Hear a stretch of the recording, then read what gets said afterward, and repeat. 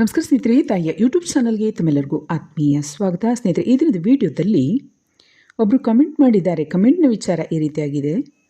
ಒಂದು ವೇಳೆ ದೊಡ್ಡ ದೊಡ್ಡ ಪ್ರಾಣಿ ಅಂದರೆ ಹಂದಿ, ಕೋಣ ಇತ್ಯಾದಿ ಏನೇನೋ ವಶೀಕರಣವನ್ನು, ಹೆಣ್ಮಕ್ಳನ್ನು ವಶೀಕರಣವನ್ನು ಮಾಡಿಕೊಳ್ಳಿಕ್ಕೆ ಇತ್ಯಾದಿ ಏನಾದರೂ ಕೊಟ್ಟೋದು ತಂತ್ರಕ್ರಿಯೆ ಇತ್ಯಾದಿ ಮಾಡಿದರೆ, ಅಂಥ ಸಂದರ್ಭದಲ್ಲಿ ಯಾರು ಮದುವೆ ಆಗಿರ್ತಾರೆ ಅವರಿಗೆ ಹುಟ್ಟತಕ್ಕಂಥ ಮಕ್ಕಳ ಮೇಲೆ ಯಾವ ರೀತಿಯಾದಂಥ ಪ್ರಭಾವ ಆಗುತ್ತೆ, ಅವ್ರ ಜೀವನ ಹೇಗಿರುತ್ತೆ ತಿಳಿಸ್ಕೊಡಿ ಅಂತೇಳಿ ಒಂದು ಕಮೆಂಟ್ ಮಾಡಿದ್ದಾರೆ. ಅವರು ಹೆಸರು ಉಲ್ಲೇಖಿಸಬೇಡಿ ದಯವಿಟ್ಟು ಅಂತ ಕೇಳಿದ್ದಾರೆ. ಆ ಕಾರಣದಿಂದ ಹಾಗೆ ವಿಡಿಯೋದಲ್ಲಿ ವಿಷಯವನ್ನು ತಿಳಿಸ್ತಾ ಇದ್ದೇನೆ. ತಂತ್ರಮಂತ್ರದ ಬಗ್ಗೆ ಸಾಕಷ್ಟು ವಿಡಿಯೋಗಳು ಇದ್ದಾವೆ, ವೀಕ್ಷಿಸಿ. ತಂತ್ರಮಂತ್ರಕ್ಕೆ ಸಂಬಂಧಪಟ್ಟಂತೆ ಧ್ಯಾನ, ಯೋಗ, ಮುದ್ರಾಭ್ಯಾಸ, ಕುಳ್ಳಿ ಶಕ್ತಿ ಜಾಗೃತಿಗೆ ಸಂಬಂಧಪಟ್ಟಂತೆ ಸಮಸ್ಯೆಗಳಿದ್ದಂಥ ಪಕ್ಷದಲ್ಲಿ 6364205078 ಈ ನಂಬರ್ಗೆ ಕರೆ ಮಾಡಿ ಕನ್ಸಲ್ಟೇಷನ್ ತೊಗೊಂಡು ಮಾತನಾಡ್ಬೋದು. ಜಾತಕ ಪರಿಶೀಲನೆ, ಹಸ್ತ ಪರಿಶೀಲನೆ ಕೂಡ ಮಾಡಿಸ್ಬೋದು. ಹಾಗೆ ಯಂತ್ರ ರಚನೆಗಳನ್ನು ಕೂಡ ಮಾಡಿಸ್ಬೋದು. ಅನುಕೂಲಕ್ಕಾಗಿ ಮತ್ತು ವಾಮಾಚಾರ ಸಮಸ್ಯೆ ನಿವಾರಣೆಗಳಿಗೆ, ದೋಷದ ನಿವಾರಣೆಗಳಿಗೆ, ವಿದ್ಯಾಭ್ಯಾಸದಲ್ಲಿ ಪ್ರಗತಿ, ಮನೆ ಇತ್ಯಾದಿ ಕಾರ್ಯಗಳಿಗೆ, ವಿವಾಹಕ್ಕೆ ಇರ್ತಕ್ಕಂಥ ತೊಡಕುಗಳಿಗೆ ಸಂಬಂಧಪಟ್ಟಂತೆ ಪರಿಶೀಲನೆ, ಜಾತಕವನ್ನು ಪರಿಶೀಲನೆಯನ್ನು ಮಾಡಿಸ್ಕೊಂಡು, ಹಸ್ತ ಪರಿಶೀಲನೆ ಮಾಡಿಸ್ಕೊಂಡು ನಂತರ ಯಂತ್ರ ಮಾಡಿಸ್ಕೋಬೇಕಾಗುತ್ತೆ. ಮದುವೆ, ವಿದ್ಯಾಭ್ಯಾಸ ಇತ್ಯಾದಿ ಇದ್ದರೆ ಅದನ್ನು ಕೂಡ ನೀವು ಮಾಡಿಸ್ಕೊಂಡು ಅನುಕೂಲವನ್ನು ಪಡೆಯಬಹುದು. ಹಾಗೆ ಹುಳ್ಕಲ್ಲಿಗೆ ಸಂಬಂಧಪಟ್ಟಂಥ ಔಷಧಿ ಕೂಡ ಲಭ್ಯ ಇದೆ. ಹೊಟ್ಟೆಗೆ ಮದ್ದು ಹಾಕಿದ್ರೆ ಅಂಥ ಸಮಸ್ಯೆ ನಿವಾರಣೆಗೆ ಔಷಧಿ ಲಭ್ಯ ಇದೆ. ಮಕ್ಕಳಿಗೆ ಯಾರಿಗೆ ಜ್ಞಾನದ ಕೊರತೆ ಇರುತ್ತೆ, ದೊಡ್ಡವರಿಗೆ ಮರವಿನ ಸಮಸ್ಯೆ ಇರುತ್ತೆ, ಮಕ್ಕಳಿಂದ ದೊಡ್ಡವರಿಗೂ ಕೂಡ ಈ ಒಂದು ಜ್ಞಾನಕ್ಕೋಸ್ಕರ, ವಿದ್ಯಾಭ್ಯಾಸಕ್ಕೋಸ್ಕರ ಅನುಕೂಲವಾಗ್ತಕ್ಕಂಥ ಔಷಧಿಯನ್ನು ಕೂಡ ಈಗ ಹೇಳಿದಂಥ 6364205078 ಈ ನಂಬರ್ಗೆ ಕರೆ ಮಾಡಿ ಆರ್ಡರ್ ಮಾಡ್ಬೋದು.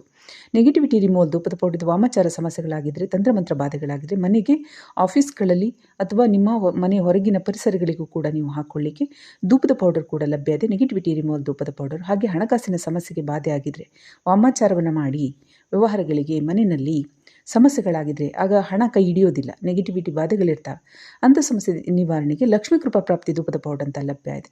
ಅದು ಕೂಡ ನೀವು ಆರ್ಡರ್ ಮಾಡ್ಬೋದು. ಈಗ ವಿಡಿಯೋದ ವಿಚಾರದಲ್ಲಿ ಮುಂದುವರಿಯೋಣ. 2 ರೀತಿಯಾಗಿ ಆಯಿಲ್ ಕೂಡ ಇದೆ, ದೇಹಕ್ಕೆ ಬೇರೆ, ತಲೆಗೆ ಬೇರೆ. ವಾಮಾಚಾರ ಸಮಸ್ಯೆಗಳಾಗಿದೆ, ಅಂಥ ಸಮಸ್ಯೆ ನಿವಾರಣೆ. ಈಗ ವಿಡಿಯೋದಲ್ಲಿ ಮುಂದುವರಿಯೋಣ.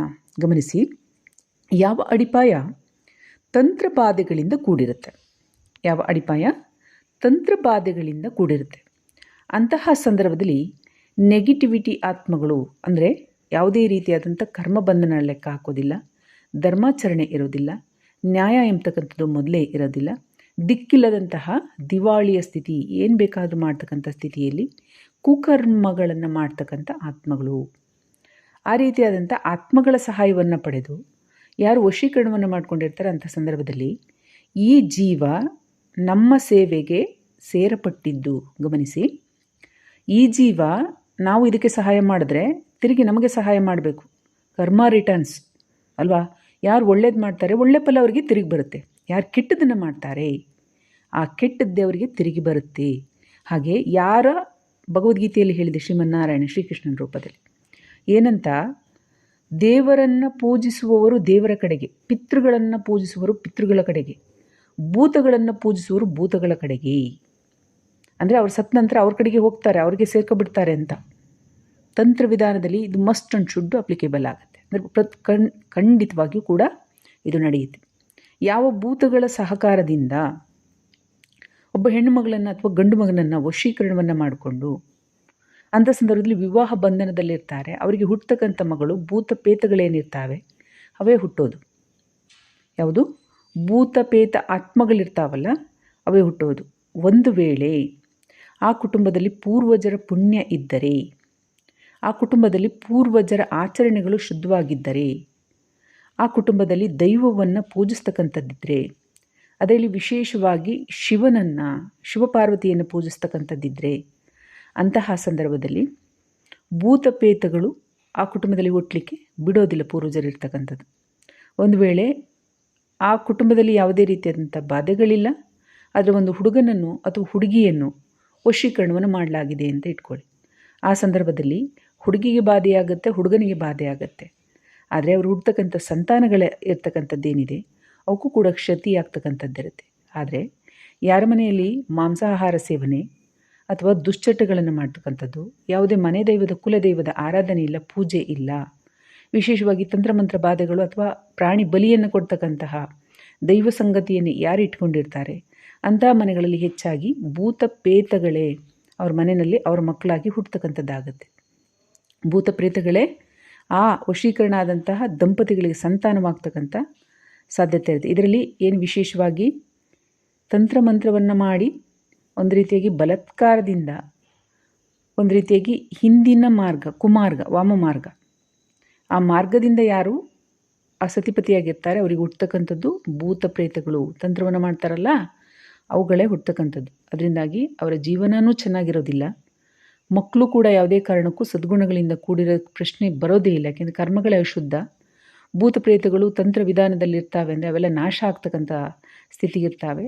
ಅಂತ ಎಷ್ಟೋ ಕುಟುಂಬಗಳಲ್ಲಿ ಎಷ್ಟೆಷ್ಟೋ ಮಕ್ಕಳು ಹುಟ್ಟಿ ಅವ್ರ ತಾತ ಮುತ್ತಾತ ಅಜ್ಜ ಎಲ್ಲ ಸಂಪಾದನೆ ಮಾಡಿರ್ತಕ್ಕಂಥದ್ದೆಲ್ಲವನ್ನು ಕೂಡ ನೀರು ಪಾಲು ಅಂದರೆ ಹಾಳು ಮಾಡಿಬಿಡ್ತಾ, ಹೆಸರು ಕೀರ್ತಿ ಮನೆಯಲ್ಲಿನ ಆಸ್ತಿ ಪಾಸ್ತಿ ಎಲ್ಲವನ್ನು ಕೂಡ ಹಾಳು ಮಾಡಿಬಿಡ್ತಾ.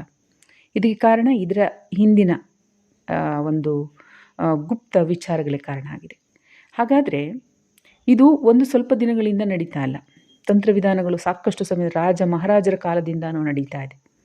ತಂತ್ರಗಳನ್ನು ಮಾಡಿ ರಾಜ್ಯವನ್ನು ವಶ ಮಾಡಿಕೊಳ್ಳೋದು, ಅಲ್ಲಿರ್ತಕ್ಕಂತಹ ನಿಧಿ, ಅಲ್ಲಿರ್ತಕ್ಕಂಥ ಹಣ, ಅವ್ರಿಗಿರ್ತಕ್ಕಂತಹ ವಸ್ತು ವೈಡೂರ್ಯಗಳನ್ನು ರಾಜರನ್ನು ಓಡಿಸೋದು ಎಷ್ಟೋ ನಾವು ಐತಿಹಾಸಿಕ ಕಥೆಗಳಲ್ಲಿ ನೋಡ್ತೇವೆ.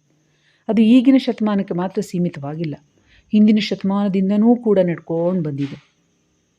ಹಾಗಾಗಿ ಐತಿಹಾಸಿಕ ಸಂದರ್ಭದಲ್ಲಿ ನಾವು ನೋಡಿದ್ರೆ ಇಂಥದ್ದು ಎಷ್ಟೋ ಕಥೆಗಳನ್ನು ನಾವು ವಿಕ್ರಮಾದಿತ್ಯರ ಕಥೆಯಲ್ಲಿ ನಾವು ನೋಡ್ತೇವೆ, ರಾಜ ಮಹಾರಾಜರ ಕಥೆಯಲ್ಲಿ ನೋಡ್ತೇವೆ. ಹೀಗೆ ಮಾಡಿ ಶ್ರೀಕೃಷ್ಣ ದೇವರಾಯನ ಕಾರ್ಯಗಳಲ್ಲಿ ನೋಡ್ತೇವೆ ಇಂಥದ್ದೆಲ್ಲ ಆಗಿರ್ತಕ್ಕಂಥದ್ದನ್ನು.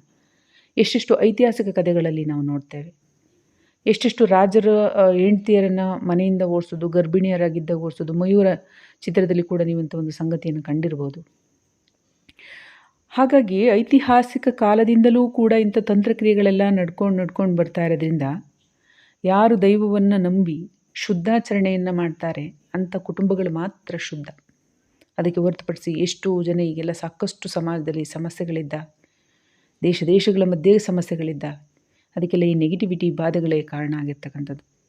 ತಾಂತ್ರಿಕ ವಾಮಾಚಾರ ಸಮಸ್ಯೆಗಳ ಕಾರಣ ಆಗಿರ್ತಕ್ಕಂಥದ್ದು. ಯಾಕೆಂದರೆ ಯಾವುದೇ ಜೀವ ಶುದ್ಧತೆಯಿಂದ ಹುಟ್ಟಿರ್ತಕ್ಕಂಥದ್ದು ಶುದ್ಧ ಸ್ಥಿತಿಯಲ್ಲಿರುತ್ತೆ, ಅಶುದ್ಧದಲ್ಲಿ ಇರ್ತಕ್ಕಂಥದ್ದು ಅಶುದ್ಧ ಕಾರ್ಯಗಳನ್ನೇ ಮಾಡುತ್ತೆ. ಹಾಗಾಗಿ ಈ ವಾಮಾಚಾರದ ಕಾರ್ಯಗಳಿರ್ತಕ್ಕಂಥದ್ದು ಹಿಂದೆ ಮಕ್ಕಳ ಮೇಲೆ ಸಂಪೂರ್ಣವನ್ನು ನಾಶಗೊಳಿಸ್ತಕ್ಕಂಥದ್ದೇ ಆಗುತ್ತೆ ವಿನ ಸಕಾರಾತ್ಮಕತೆ ಎಂಬತಕ್ಕಂಥದ್ದು ನಡೆಯೋದೇ ಇಲ್ಲ. ಅದರಿಂದಾಗಿ ಪ್ರಪಂಚಾದ್ಯಂತ ನಾವು ನೋಡ್ತೇವೆ ಸುಳ್ಳು, ಮೋಸ, ವಂಚನೆ. ಯಾಕೆಂದರೆ ಇದು ಈಗ ನಡೀತಾ ಇಲ್ಲ, ಐತಿಹಾಸಿಕ ಕಾಲದಿಂದ, ರಾಜರ ಕಾಲದಿಂದಲೂ ಅಲ್ಲಿಂದ ಇಲ್ಲಿವರೆಗೆ ನಡ್ಕೊಂಡು ಬಂದಿದೆ. ಇಲ್ಲ ಅದಕ್ಕಿಂತ ಮುಂಚೆನೂ ಕೂಡ ಇತ್ತು ಅಂದರೆ ಎಷ್ಟು ಬಲಿಷ್ಠವಾಗಿದೆ. ಶುದ್ಧವಾಗಿರ್ತಕ್ಕಂಥವ್ರು ತುಂಬ ಕಡಿಮೆ ಎಂತಕ್ಕಂಥ ಸ್ಥಿತಿ ನಿರ್ಮಾಣ ಆಗಿದೆ. ಹಾಗಾಗಿ ಧರ್ಮ, ನ್ಯಾಯ, ಸತ್ಯ, ನೀತಿ ಆಚರಣೆ ಮಾಡ್ತಕ್ಕಂಥ ಜೀವಗಳು ಮನುಷ್ಯ ರೂಪದಲ್ಲಿ ಕಡಿಮೆ ಆಗಿದೆ. ಈ ತಾಂತ್ರಿಕ ಕಾರ್ಯದಿಂದ ಕೆಡುಕೆಂಬುದೇ ಉಂಟಾಗುತ್ತೆ ವಿನ ಯಾವುದೇ ಕಾರಣಕ್ಕೂ ಅನುಕೂಲ ಎಂಬತಕ್ಕಂಥದ್ದಿರೋದಿಲ್ಲ. ಮಕ್ಕಳ ವಿಚಾರದಲ್ಲಿ ಅದು ಭವಿಷ್ಯ ಕೂಡ ಇರೋದಿಲ್ಲ. ಯಾಕೆಂದರೆ ಭೂತಪೀತಗಳಿಗೆ ಯಾವುದೇ ಕರ್ಮ ಲೆಕ್ಕಾಚಾರ ಎಂಬತಕ್ಕಂಥದ್ದು ಇರೋದಿಲ್ಲ. ಅವುಗಳು ಎಷ್ಟೋ ರೀತಿಯಾಗಿ ಅವುಗಳ ಕಲುಷಿತ ಕರ್ಮಗಳ ಕಾರಣದಿಂದ ದುಶ್ಚಟಗಳಿಗೆ, ಯಾವ್ಯಾವ ರೀತಿಯಾಗಿ ದುಶ್ಚಟಗಳು ಅಂತಿರೋ ಸಮಾಜದಲ್ಲಿ ಅಂತ ಯಾವುದಾದ್ರೂ 10 ಚಟಗಳಿಗಾದರೂ ಕೂಡ ಭಾಗಿಯಾಗ್ಬೋದು, ಹಲವು ಚಟಗಳಿಗೆ ಭಾಗಿಯಾಗ್ಬೋದು, ಅಥವಾ ಕೆಲವು ಚಟಗಳಿಗಾದರೂ ಭಾಗಿಯಾಗ್ಬೋದು, ನಾಶವನ್ನು ಹೊಂದುತ್ತಾ. ಮುಂದಿನ ವಿಡಿಯೋದಲ್ಲಿ ಭೇಟಿಯಾಗೋಣ.